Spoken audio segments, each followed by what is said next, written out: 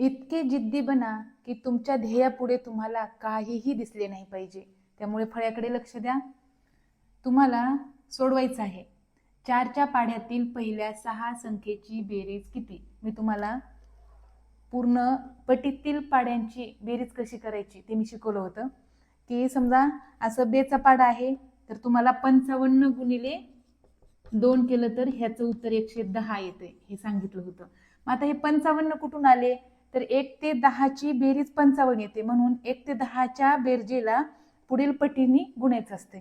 55 गुणिले 2 2च्या पटीतील संख्याचं उत्तर येते.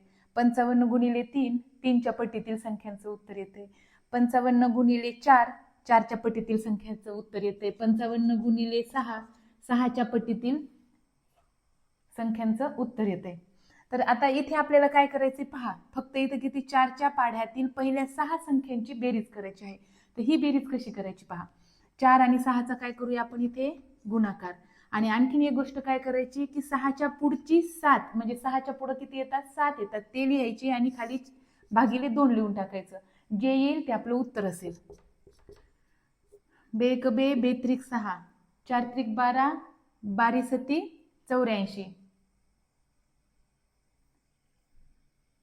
12 पंचे 60 12 सक 72 12 सती 84 म्हणजे हे 84 काय आहे आपलं उत्तर आलं. आता आपण मोजू हे करून पाहूया. 4च्या पाढ्यातील पहिल्या 6 संख्येची बेरीज करून पाहूया. 4 1 4 4 2 8 4 त्रिक 12 4 1 16 4 पंचे 20 4 सखे 24. आता यांची बेरीज करू एवढी येते का पाहूया. 4 आणि 6 10 2 12 8 20 आणि 4 24ला 4 हात चाले 2 2 2 4 2 6 7 8 84 बघा आलं. तर अशा प्रकारे विविध स्पर्धा परीक्षेचा अभ्यास करा. परीक्षेमध्ये पास व्हा. Best of luck.